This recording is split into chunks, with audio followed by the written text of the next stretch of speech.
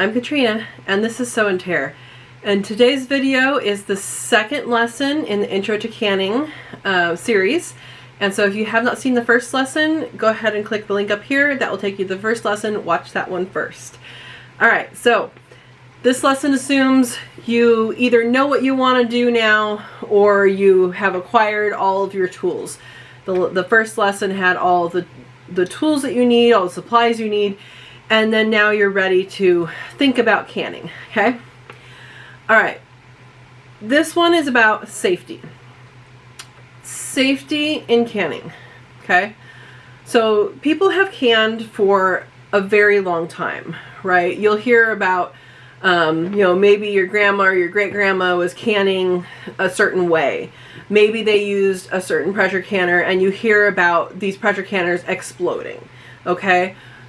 So something to think about with current canning. One, things have changed. Okay, we now have people who test things for us, who test the safety of both equipment and recipes. We have a better understanding about things like botulism that can be deadly. So we have a better understanding, and we have tested recipes. So there are people out there that rebel can. They call it rebel canning, and basically those are people who are testing the limits and are making judgments for themselves and their family based on not research. Because we have more scientific advances in testing now than we used to, we have safer canning practices. And the USDA has done a lot of testing. There's, Ball also has, who makes these jars, Ball also has done their own testing. There's other places that have done their own testing as well. But I want all of you to go to this website. It is called the National Center for Home Food Preservation. I'll put a link in the description. And just peruse it, okay? I'm going to go through this. You guys will see it on your screen. Alright, so you get to the first home page, and it has, National Center for Home Food Preservation. It has a search function, and then it has a list of things that you can do. How do I can, freeze, dry, cure and smoke, ferment, pickle, make jam and jelly, and store? Okay, so you can go to any of those and they will get you good information that is tried and true and tested, and we can go from there. So what I'm going to do is start off by going to can. How do I can? And this is where you're going to find all of the approved recipes, approved ways of canning, all of that. So right now, we're going to go and check out canning fruits and fruit products. And you can see there's all sorts of things in here, from apples to berries to figs, mangoes even. There's all sorts of things in here. And the bottom is the zucchini pineapple. That's the one I showed you in the first video. And all of these have a very safe way of canning. Okay? So, like for example, let's go to apple juice. Pretty simple. It gives how to, what type of fruit to get it from. So, for example, for this one, it just tells you what to do after you already have the juice. So you'll have to juice it either in a juicer or steam juice it, or you can, kind of boil it in some water and squeeze it out and juice it. There's lots of different ways that you can juice fruits. But after that, it says refrigerate juice for 24 to 48 hours. Without mixing, carefully pour off clear liquid and discard sediment. Strain clear liquid through a paper coffee filter or double layers of damp cheesecloth. So basically what they're doing is they're giving you a result that is clear juice. That's what this goal is. Heat quickly, stirring occasionally until juice begins to boil. Fill immediately into sterile pint or quart jars. or fill into clean half-gallon jars, leaving 1/4 inch headspace. For more information about pre-sterilizing jars, see, and then they give you a link. Okay, adjust lids and process according to recommendations. Now the recommendations that they have for water bath canning is going to include the style of packing. It'll say hot pack or cold pack for the water bath. It'll have the jar size, pints or quarts or half gallons. Anytime half gallon for juices, I believe, is the only one that should be canned in a half-gallon size.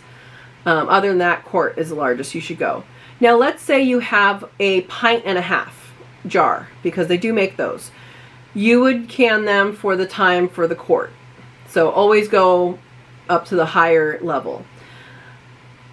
And so it'll ask you, okay, what jar size do you have? So in this case, pints and quarts is the same. In other recipes or in other canning, you can have 2 different timings for pints or quarts. Let's say you have a half pint. You're going to be canning it at the pint time. Okay. Next thing you need to know is your elevation. So I am below 1,000 feet, so I do it for 5 minutes. If you're above 1,000 feet and below 6,000 feet, you do it for 10 minutes. And then again, it increases for above 6,000 feet for 15. You're going to see this same format for water bath canning as for pressure canning. Okay, this takes you through basically what to do. We will show you what exactly the steps are in getting to this point later on a different video, but I wanted to show you this is the process, okay? So we're going to go back and I want to talk about, and we're going to go to preparing and canning poultry, red meats, and seafoods, okay? Now, you can do stock. If you're doing bone broth, that is under stock.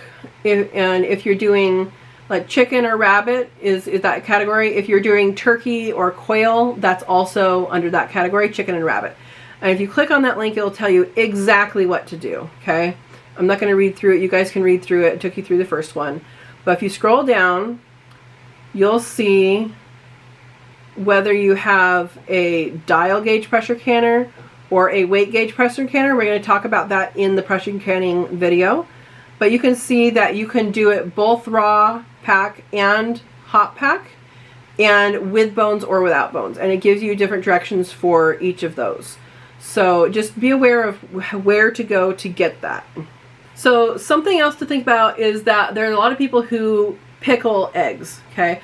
You can pickle cucumbers, you can pickle zucchini, you can pickle, carrots, you can pickle a lot of things in jars and have it shelf stable.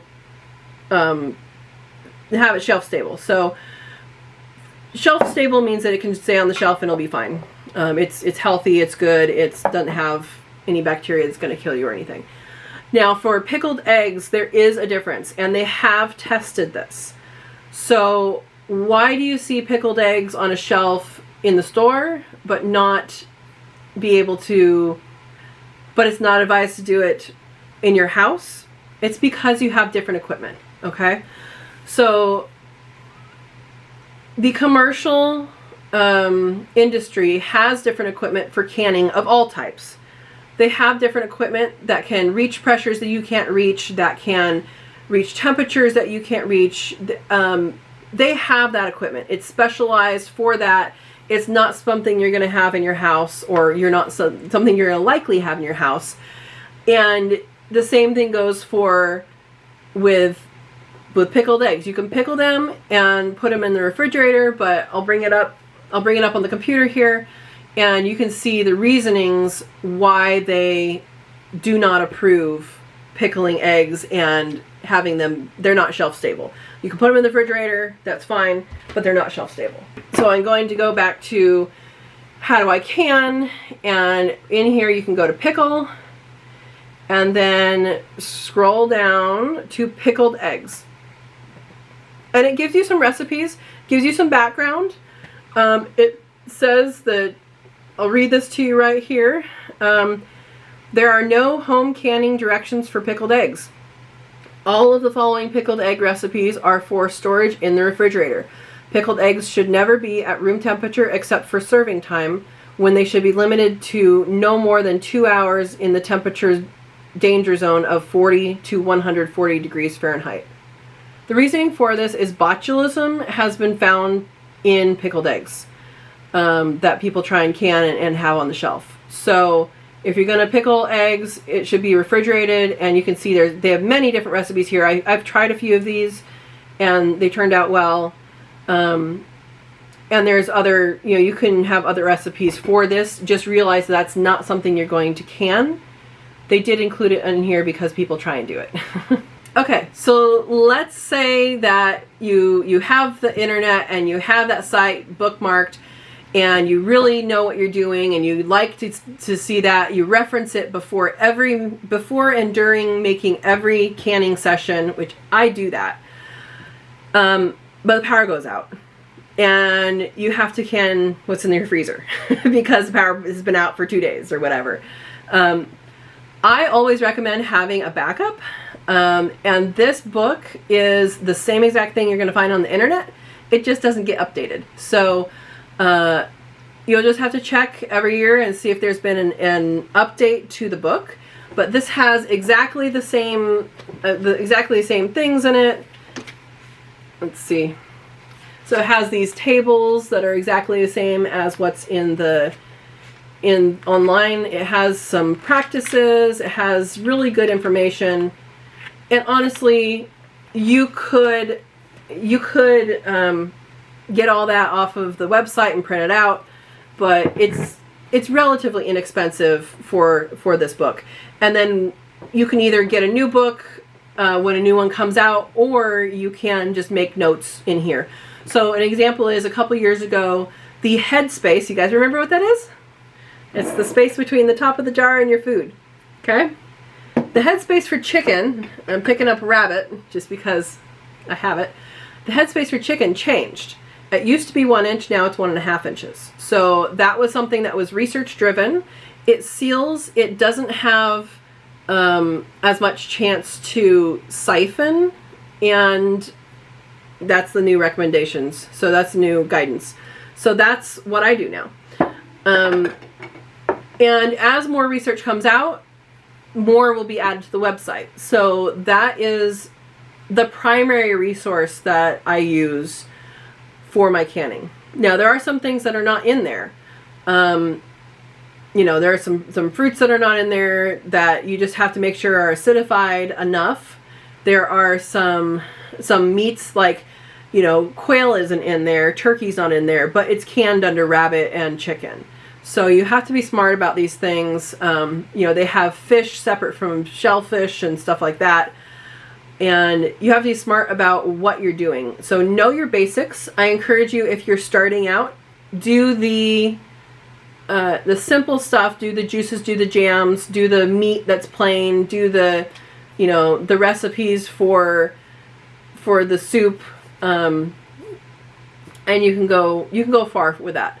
Now, there are some ingredients that are in older canning books that you should not use now. The research has been done, and these are things you should not use. So you should not use thickeners.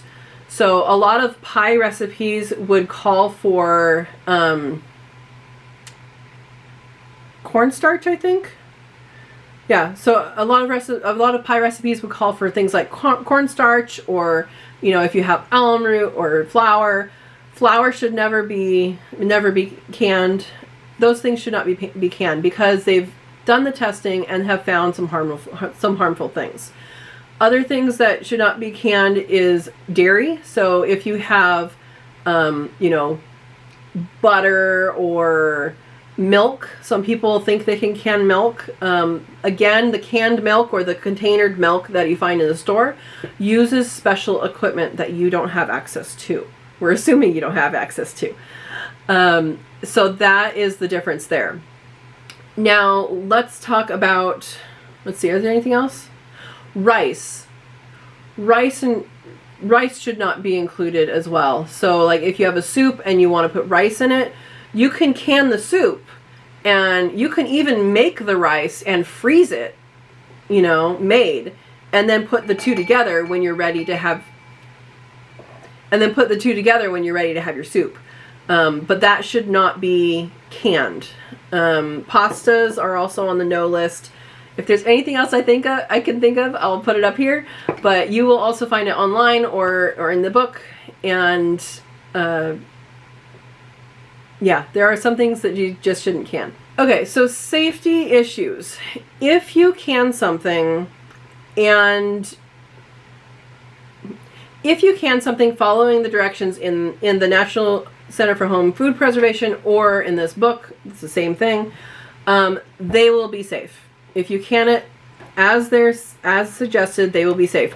You can eat it right out of the jar. There's nothing more that you need to do, okay? If you can something, so let's say you canned this beef and it had a ring on it, and you set it aside for your 12 to 24 hours, we'll learn about that later, to let it seal, and then you took off the ring and the lid was loose, that's still good for 12 to 24 hours, okay? In 12 to 24 hours, you need to refrigerate it, freeze it, eat it, or recan it. And if you recan it, just know that you're reprocessing that food. Every time you process food, it gets less nutritious and it gets more mushy, but it will be food for you. So that's the safety thing here. So as we talked about in the first lesson, water bath is acidic, and when a recipe calls for vinegar or lemon juice, it needs to be at least 5% acidity. So when it says bottled lemon juice, the reason why it says bottled lemon juice is that the lemon juice that's bottled and says 5% acidity has that acidity. Not all lemons have 5% acidity. So it's the acidity that makes it safe. So if your recipe is calling for lemon juice for safety, as a safety net, then that is what you use. If you're for flavoring, then that's going to be something different. But for safety net, that should be what it's used. Oh, I thought of one more thing that shouldn't be canned. Eggs. You already said hard-boiled eggs, but eggs should not be canned. So for shelf stable. And so that is things like custard. Yeah, don't do it. Breads, don't do it. Yeah. All right, so we covered that. So as the acidity is important with this. What's important in this, if you can it to the guidelines of this book or the National Center for Home Food Preservation, you'll be fine. You can open this jar, you can eat it. It's fine, it's safe, it's completely cooked, it is completely safe. If you canned it according to how you're supposed to can it, okay? If you can it not according to that, this happened to me, maybe 9 months ago. I canned a bunch of rabbit broth, so rabbit bone broth. I canned a bunch of it at the pint time instead of for the quart time, and I was like, oh, I don't want to have to recan all of that. Man, that sucks. But I knew it. I found, I realized my mistake after it had come out of the canner and was sitting for a couple minutes on the table already. And so I'm like, oh boy. So my choices at that time, if I undercooked it, was to redo the whole thing, which takes a long time, and recan it. I can eat it, I can freeze it, I can refrigerate it, right? There's another option. I made a bunch of rice. So I used the broth, the bone broth, as water in rice, and I made a bunch of rice with vegetables. So I now have prepackaged rice and vegetable Ziploc bags in my freezer. So I froze it, but I made it into something before I froze it. So that's another option. And that is why I always check the book, and actually I usually check the website. The book I use just as a reference, but I tend to check the website first because there could be differences, there could be changes. So that is, when you're pressure canning, just make sure you have the right elevation and the right time. So the other thing about pressure canners that you may have heard is you may have heard stories of pressure canners exploding. Okay? If you get a really good deal on a really old pressure canner, don't take it. Okay? If it's, you know, 10 years old or something, that's fine. But if you're going for the really old ones, they don't have the safety precautions in place. The newer ones have safety precaution. Okay? We have a vent that I put the gauge on, or the pressure on. And it also has, a plug that if the pressure gets too much inside, that will pop out. And once this pops out, that will then relieve the pressure and it'll be fine. So the technology of the actual pressure canners have changed. So mine is an all-American, and it has these humongous things to tie it down, right? That's going to take a lot of pressure to blow that off. And the Presto has a different system, but also very good. And so technology has gotten better. So if you're afraid of pressure canning, then that is something to pay attention to. Is I would get a new pressure canner. So we're going to talk more about pressure canning in other videos. All right, so we talked about acidity rules, we talked about pressure rules, we talked about you knowing your altitude and the size of your jar. We talked about, last time we talked about this, we're going to talk about this here.